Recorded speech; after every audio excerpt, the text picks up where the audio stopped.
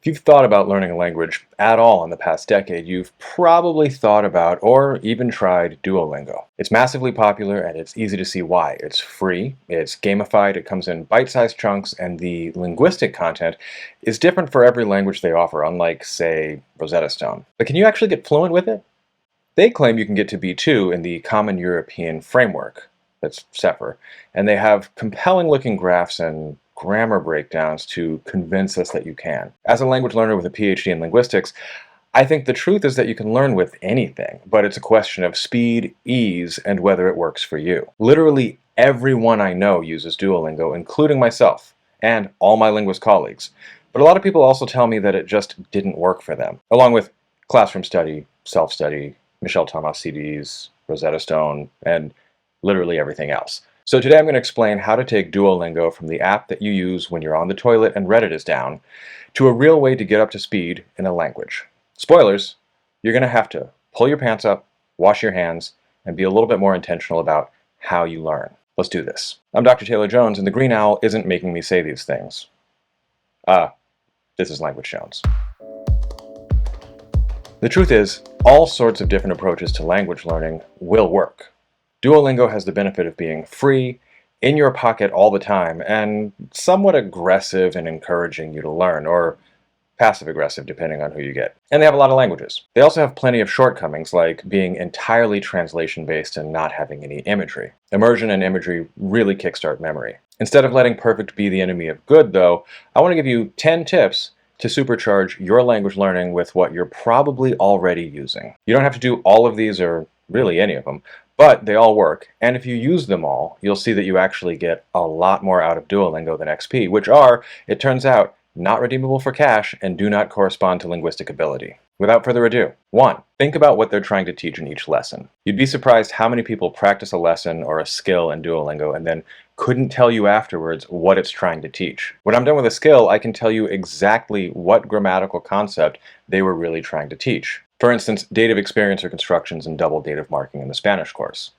That's your a él le gusta viajar. Supplement with a grammar, not to memorize, but to familiarize. A grammar being a book with a name like Essential Grammar of X. In a few hundred pages, you'll have all, and I mean all, of the grammatical structures of a language, and the exceptions at your fingertips. Don't memorize it, just use it as a reference. I like to skim a grammar of whatever I'm learning periodically. 2. Talk with people in your target language. I use italki for this, as you might have seen in this video. italki is a platform that connects learners with native speakers of their target language, with over 150 languages represented. They have their own video conferencing platform through their website, a mobile app that allows you to easily schedule lessons, and a ton of teachers and tutors to choose from. The reason to use a platform like italki is that the teachers expect to teach you rather than being interrupted on the street or in a cafe, and they're patient, experienced, and tend to have pretty good lesson plans. Although, I often take notes on what I'm seeing in Duolingo and then just ask my teachers about that. So I get real-time interaction with real people, a deeper understanding of what's being taught, and when I see the same materials in Duolingo, it's then an exercise in locking that all into long-term memory. If you're curious what a real lesson looks like, this is from a recent lesson with Barak where we got to talking about bone breaks and lower body injuries. Wow. Yeah. אז הרופא אמר לי גם לא ללכת עם סנדלים, רק נעליים. Okay. Yeah. So chivré. Okay. So I just so I remember it. Chivré. What did you say? Chivré l'alacha? שברי הליכה. Alecha. The shivrei is described Got it.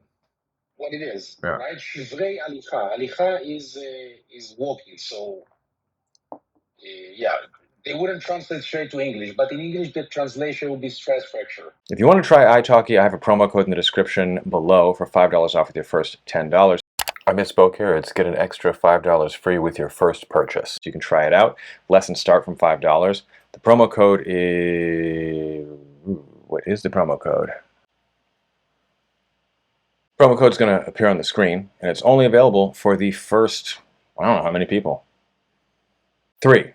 When you're prompted to translate from English to your target language, come up with the whole sentence first, then select the words. That is, don't pick words from the word bank one at a time to answer, and don't type the words out one at a time. Get the whole sentence in mind and then go. Bonus, Say it out loud first. Bonus, don't move on before saying it naturally or at least not haltingly. Il faut acheter. 4. Use it regularly, daily or more often, so you build on and reinforce what you see. I know this sounds really obvious, but you'd be surprised how many people do half a skill, take a week off, do the other half, and then complain that they didn't learn anything. As with anything else, you have to actually sometimes commit time. Back when I worked retail for Rosetta Stone, the whole selling point was that it was as little as 20 minutes a day. That was before smartphones, and now people balk at a 2-minute lesson. Set aside 10, 15, 20, even 30 minutes and just focus on language learning. You can spare 30 minutes. I have a newborn at home and I can spare 30 minutes. Practically, this means for most languages, treat a skill, that is an entire circly dude, as one thing. And aim for at least one, but preferably more than one a day. Here's the secret about Duolingo. They're a company that wants to make money. They're balancing actually teaching you something with wanting you to feel like you've learned something, but continue using the product forever. Either you pay for Plus and you stay subscribed forever, or you don't and you see ads forever. But you can actually finish their course, any of their courses. That said, do the math on it. French has like 180 units with approximately 10 skills per unit and 4 to 5 lessons per skill. If you're doing a skill a day, that's 180 times 10 equals 1,800 days, or roughly 4.9 years. I won't fault you if you actually speak French at a B2 level in that amount of time. I took high school French, visited family in France throughout high school and my university years, and then worked at Rosetta Stone for a year before taking the B2 exam and acing it. But it's pretty well established that you can get there a whole heck of a lot faster than 5 years. I can do a French lesson in Duolingo in 2 minutes flat, a skill then in 10 minutes. A unit a day would be about an hour and a half a day. Doable if I'm really committed and just watch less TV, and at that rate, one could finish their very long French course in 180 days, or about 6 months. This is going to be different for other languages.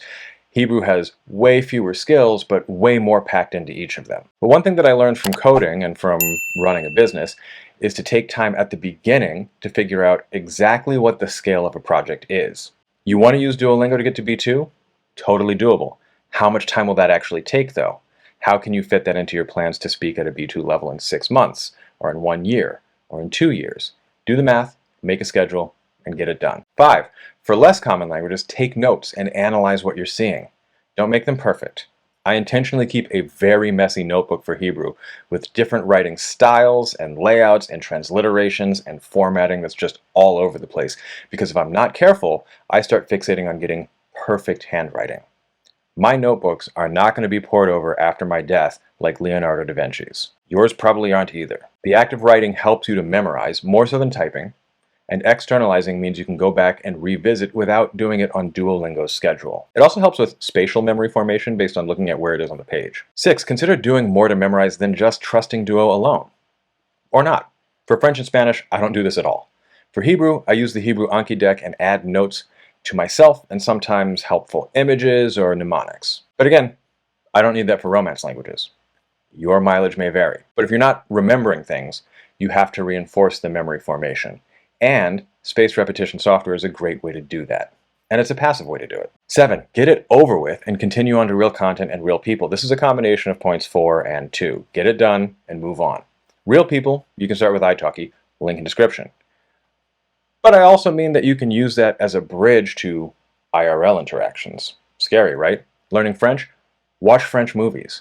Go to French restaurants and just eavesdrop if you're shy. Stream the news on YouTube on France 24. Buy a plane ticket and go to France. Don't wait until you've completed every lesson and you feel like you've perfectly mastered the language. That day will never come. Get comfortable with being a little uncomfortable, but improvising. I like to use Gabriel Weiner's list of 625 words and try to figure out how I could express any complicated concept with just those words. It's an exercise. It's like playing Taboo by Hasbro. Make that your game. C'est un endroit où on peut travailler avec les mains, on crée des choses à main. Souvent les choses difficiles à faire, ou plutôt chères, des pièces d'art. Atelier! 8. Self-test after walking away. You can do this in your head, out loud, or with a pen and paper.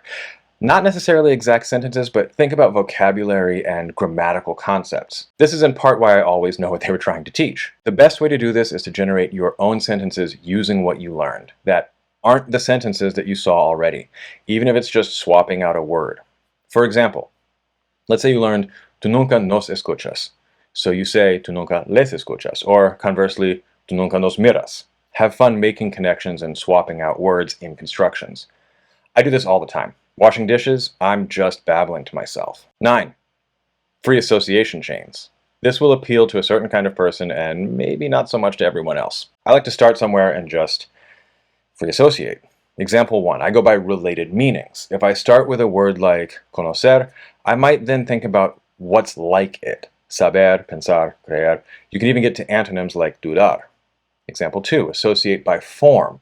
Conocer has an interesting first-person singular form, conozco. So from there, reconozco, ofrezco, etc. Bonus, do it with 2 types. It can just be nonsense because you're just playing word games. For instance, verbs and animals. No conozco ningún perro. Le ofrezco una pájara. Yo obedezco al urso, pero desobedezco al lobo, and so on. It's a game. Have fun with it. The forms are going to depend on the language, so I might do like PL verbs in the past and foodstuffs in Hebrew, so that's bikashti afarsek, aval simanti chomon, vekibalti avateach. Number 10, this is kind of a bonus. Imagine scenarios using the language. They don't have to be realistic, and in fact, there's some evidence that the more outrageous and the less realistic they are, the better you retain the language that you're populating your daydreams with. I'm not super motivated to learn Spanish, as you may have heard when I just spoke a little bit, but unless I'm thinking about specific situations with people I like. For instance, a trip to a city with a friend from there, or imagining being the most interesting international man of mystery in Buenos Aires who dances tango and spends the afternoons drinking cortados, and making contact with foreign agents. Everything becomes that. Random example. ¿Tienes el diario de hoy? That's a sentence from Duolingo. That's no longer a tediously simple sentence I have to get through in Duolingo in order to move on, predicated on an outdated mode of media consumption popular across language learning platforms for some reason. Instead, it becomes a code phrase by which I'm making contact with my handler, who might be a double agent for all I know. These tips are just general best practices, but combined with Duolingo, I'm confident that you can actually learn your target language without spending much or any money.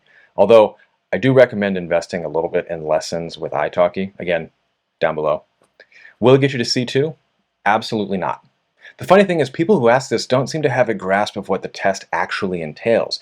You learn all of the grammar of French and a vocabulary that will serve you in all of your day-to-day interactions, and you're at, wait for it, B2. C2 is entirely about whether you can analyze texts, extract arguments, basically do all of the metalinguistic cognition necessary to not just be someone who speaks, say, French, as in my example, but who can work effectively in intellectually demanding jobs or give an interview on live TV. But you can't get there without the foundation in the language. So these are all tips that I use and should probably use even more than I do. Every single one is time-tested and effective. Have you used any of these with your study? Which are your favorites? Let me know in the comments. So I'd actually finished this video when I came across something in Duolingo that I think I should really point out. They've been using a lot more AI to generate their text and to generate their audio, and this comes with its own dangers. So in this sentence in French, Est-ce qu'ils ont envie de venir avec nous? Est-ce qu'ils ont envie de venir avec nous? liaison is actually obligatory in that context. So instead of ils ont, it should be ils ont. A native speaker would never make this mistake, but because it's automatic text to speech, you get a little weirdness sometimes. So it's just something to be aware of. If you read a grammar, you're going to get corrections. You're going to understand what the problems are. And when you talk to real people, you're going to get those corrections as well.